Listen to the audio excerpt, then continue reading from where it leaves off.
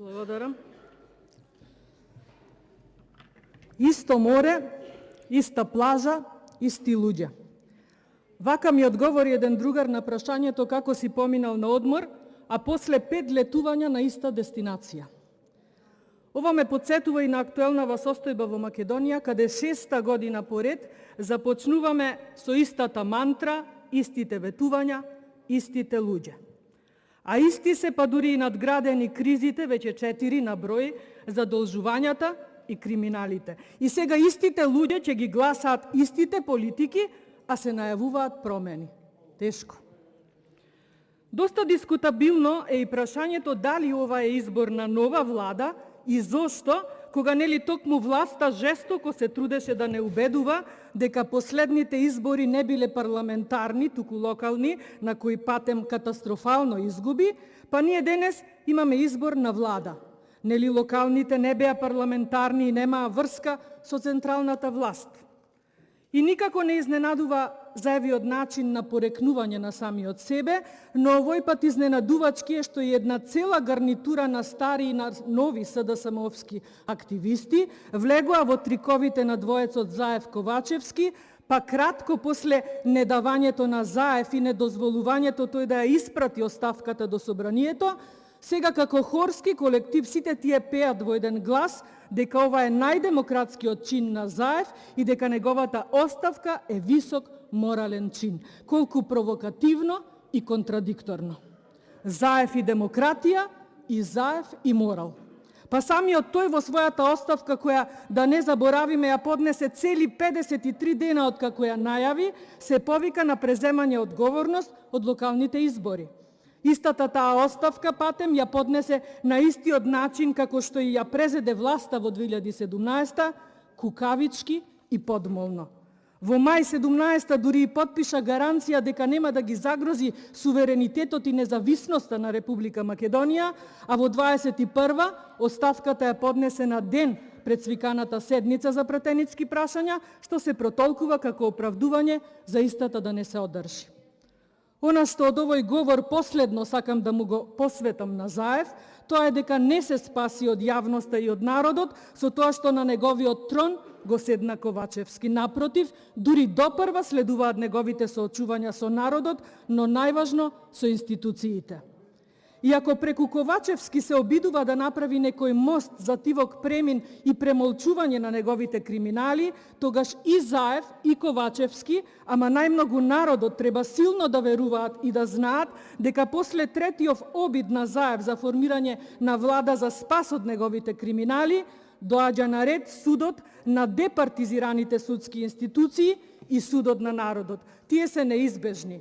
Народот веќе донесе една пресуда на 31.10. лани, пресуда за која еднаш велеа дека од неа ја извлекле поуката, а еднаш дека истата нема врска со централната власт.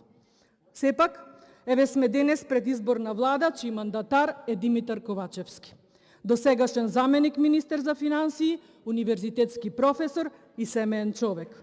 Економист по вокација, со кој како пратеници при ребалансот на буџетот за 21 имавме можност да дебатираме на Комисијата за финансирање и буџет. И генерално, барем мој впечаток од тогаш, беше дека Ковачевски имаше коректен однос со пратениците на опозицијата и ниту еднаш не влезе во меѓупартиска конфронтација со некој од нас. Дури и самиот тој, доколку собраниските служби извадат стенограми од неговите обраќања во комисијата, многу пати изјави јавно дека тој не е политичар, туку дека е експерт. Токму овој момент мене ми дава за право да се посомневам во тоа дека Ковачевски е човек од збор и дека ќе води своја политика како премиер, дека ќе е свој во изборот на тимот и во ставовите. Да изјавуваш дека не си политичар пред само неколку месеци, а денес да си председател на политичка партија и откроиран за мандатар, е навистина огромна сличност со се уште актуелниот премиер или пример за тоа како некој може да се понижи до толку за да Заев биде неговиот патрон, покровител, па дури и Бог на кој му се поклонува. Со овие два чина, кај мене Ковачевски ги поништи изјавите за тоа дека е само експерт. еден универзитетски професор да и се поклони на главата на мафијата во државава, да му се поклони на човек кој бегал од часови на училиште и едва завршил факултет. Еден ваков универзитетски професор може да биде само лош пример и срам за сите останати негови колеги, секако со чест на исклучоците, кои повеќе од јасно е дека ги има се помалку во редовите на СДСМ, бидејќи самиот предлог на кадри за старо нови министри во новата влада говори дека изборот е сведен на минимум и дека и исклучоците во редовите на СДСМ веќе се поретки. Имено, во владата на Ковачевски, која брои вкупно 21 име, вклучувајќи го и мандатарот, има 11 кадри на СДСМ, 6 на ДУИ, 3 на Алтернатива и еден единствен, најверојатно и незаменлив, на ЛДП. Или гледано од друга анализа, владата на Ковачевски брои 9 нови имиња и 12 стари.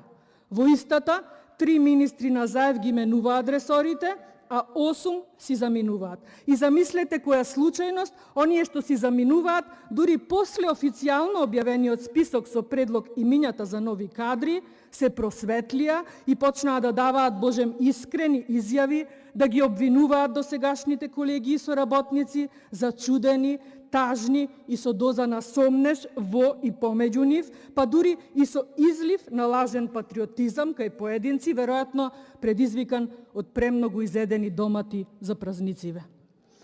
Околу поединечните предлог имиња, што да кажам, тие се само доказ дека СДСМ на вистина нема избор и иднина во која треба да се верува и на која треба да и се даде шанса, а по не знам кој пат. Дуи пак, и покрај променетата зелена агенда, докажува дека не е подготвена за никакви промени. Јас знам дека велат од и тимот кој победува не треба да се менува, но сепак убедена сум дека и самата ДУИ знае дека и тоа како треба да се менува и дека ликови со дискутабилни или сомнителни документи за завршено образование не се иднината која би не одвела во ЕУ и која се практикува токму во земјите на ЕУ. За Алтернатива, можам да им порачам да го проживеат нивниот меден месец, ама да бидат подготвени и за брз и лош распад на оваа непринципиелна врска која се темели на уцени и на пазарења. Нивниот сон за ЕУ не може да го сонуваат со партии кои за 5 години владење 4 пати прославија добивање на лажен датум за отпочеток на преговори, истовремено доведувајќи ја Македонија на топ местата на листите за корупција, криминал и починати од COVID-19. Конечно, да не ги изоставам и малите коалициони партнери во владата на Ковачевски, кои во континуитет ја продолжуваат праксата на коалицирање, како она со Заев, очигледно не можејќи или не смеејќи да дигнат глас и да се спротивстават на манипулирањето со нив, а за сметка на некое семено вработување или некое тендер доверителско договорче, од кое бенефит ќе види само дел од раководството на овие партии, но не и нивните лојални поддржувачи, колку и да ги имаат на број. Сумарно, сите партии кои учествувате во продолжувањето на Заевиот криминал, на Заевата мафија, во пазарењето со националните интереси, во понижувањето и осиромашувањето на македонскиот граѓанин без разлика на неговата етничка припадност, сите вие еден ден ќе се соочите со суровата реалност, чија најава ви беше веќе соопштена на 17 и на 31 октомври лани, но вие останавте глуви и слепи на неа. На 11 ноември минатата година повторно ја силувавте демократијата во законодавниот дом и ликувавте на уште една ваша пирова победа. И сосема за крај, да не заборавиме, на 3 март минатата година Заев беше тој кој на само 10 месеци по формирањето на неговата втора влада подметна, повторно кукавички, овде во собранието, гласање за доверба на влада. Наместо присуството на потребното мнозинство да го искористи за носењето на пакетот антикризни ковид мерки, и тогаш исто ликуваше дека ја зафркнал опозицијата и дека ја зајакнал позицијата. Денес сме 10 месеци после тој уште еден Заев кукавичлук и каде сме? Каде е Заев?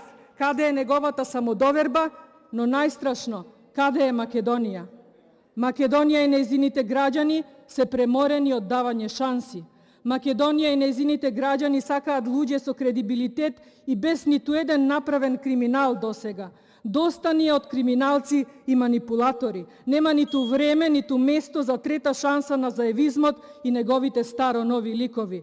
Заев во ликот и делото на Ковачевски нема да трае долго, но долго ќе траат последиците од нивните шанси.